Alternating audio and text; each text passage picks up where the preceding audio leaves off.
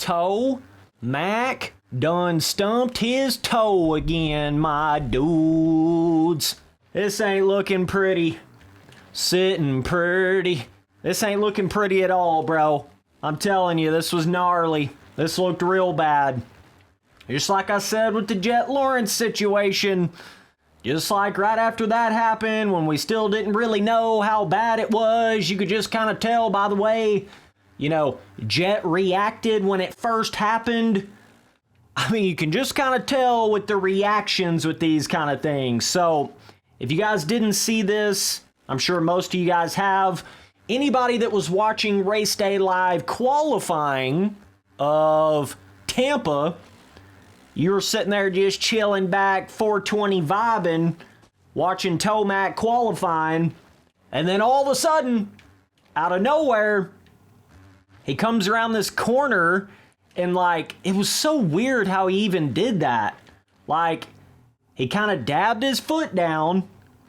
This seems to be the year of the dabbing, ACL, ruptured Achilles,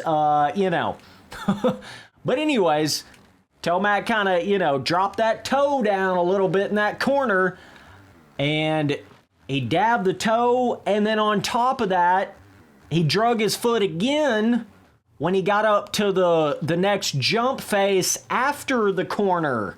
So it was kind of like a little double dab.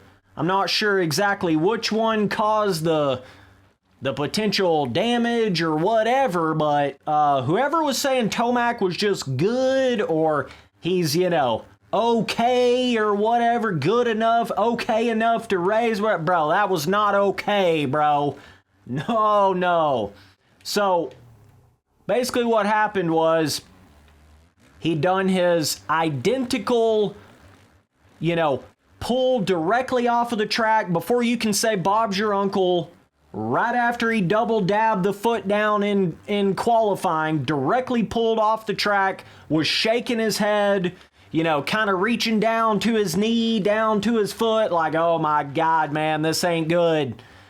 Exactly like he did whenever he ruptured his Achilles, exactly like Jet Lawrence did when he just tore his ACL and meniscus and all of that, okay? The exact same kind of reaction. Now, Spencer boy, T-break, hold the phone, boy. T-break. Oh, dang, I tell you, Tomac, T-Tomac, boy, T-Tomac. As far as Tomac actually breaking his leg, I know a lot of people are really confused about that, specifically because they said in the actual live broadcast that they had x-rayed his leg, and, apparently it was good enough for him to go out there and still race, in that main event, where he went out there and got 17th. He was limping on the start line and got 17th, right? So, that to me is kind of, I can see where a lot of people get confused by that. Like, how in the hell did they not realize that he had the broken leg on the actual x-ray?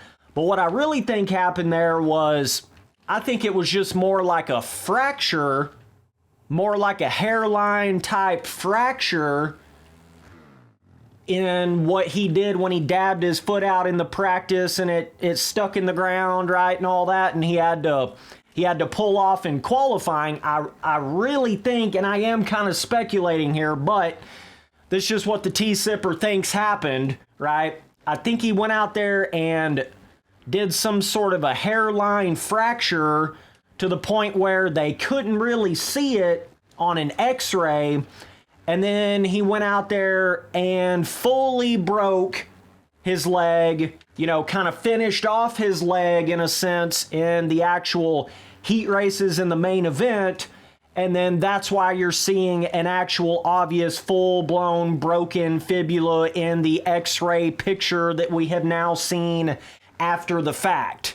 It had to be something like that. Because it just seems to me like it was so obvious there was no way that they would have missed that unless they were using some little, rinky-dink kind of x-ray on the actual, you know, which I don't even know why they would do that. That wouldn't really make sense, but that to me is sort of the answer to that. A lot of people are really confused, like how in the hell did they not see that? How in the hell did they let him go ride? How did they let him go race? How did he even race? I think that's really the answer to it. I think he had maybe not like as bad of a break, full-blown break. Then he goes out there and races in that entire main event and kind of does it in fully, you know, kind of fully breaks it at that point. That's what makes the most logical sense to me in this whole situation right here. This really sucks to see for Tomac, just the fact that he didn't even wreck off of the bike.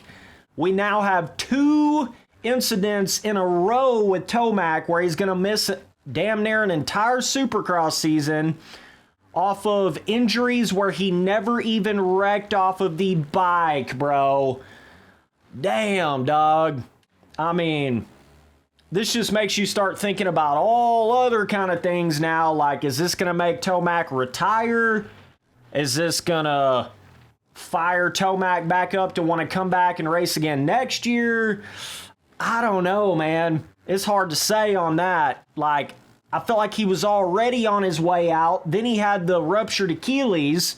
Then it was like all he was wanting to do was come back to have one decent season without an injury. And then he goes out there and has another injury, damn near the same exact kind of injury.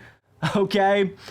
So I don't know where Tomac's headspace is. You guys probably saw that video that he put out there. He looked pretty defeated. Looked like he needed, you know, a couple gallons of that Lipton. I mean, he was down, bro. But apparently they're going to try to make a game plan, what he needs to do to get the leg fixed. I don't know, man. He's certainly missing all of Supercross. I mean, I would kind of doubt he would make it to outdoors, but I could be wrong. Maybe like mid-outdoors, possibly. But it's all in, what is this going to do to Tomac's, you know, what he wants for the end of his career and the retirement of his career? How does he want to go out, you know? And I thought that was his whole reasoning for coming back from the ruptured Achilles, was the fact he didn't want to go out that way. So now he goes in there and does this. So it's hard for me to believe he would want to go out with this. But at the same time, how many times is he going to do this late in his career before he's just like, all right, fuck it, I'm done? You know, that's kind of my thing with it. I don't know how far he has pushed himself mentally to the point where he just don't even want to race anymore. You know, he's tired of getting injured, tired of going through that. I'm just not sure. Really sucks to see because Tomac was absolutely vibing. Looked like he was going to, you know, be definitely one of the top dogs this year. Him and Jet Lawrence both get taken out of the championship with a non-crash injury. You know, T-Sipper Predictor Boy tried to tell you before the season started. If you go back to that, one of the very first videos I uploaded this year, I was saying stuff like, man, I don't know what it is. I just got that weird feeling like Tomac and Jet are not going to win the championship this year. I just got that weird, I felt like it was going to be one of those kind of years where it was going to be one of those other guys that wasn't necessarily thought of as the fastest. And, you know, everybody and their grandmama was betting on them to win the championship. I was saying it was going to be somebody more like a Cooper Webb, you know, somebody like that, not like a big time, super big time dude like a Tomac or a Jet Lawrence. And by golly, T-Sippers, that is exactly what has happened here. I mean, exactly. You know, a lot of people were saying like, who could have guessed, you know, 6 or 9 rounds into the season, we wouldn't have Tomac and Jet Lawrence. Well, you're looking at him right now. Your boy literally predicted that shit. Now, I didn't think they were going to both, like, have these kind of injuries necessarily, but I just didn't think they were going to win the championship. I just thought something was going to happen.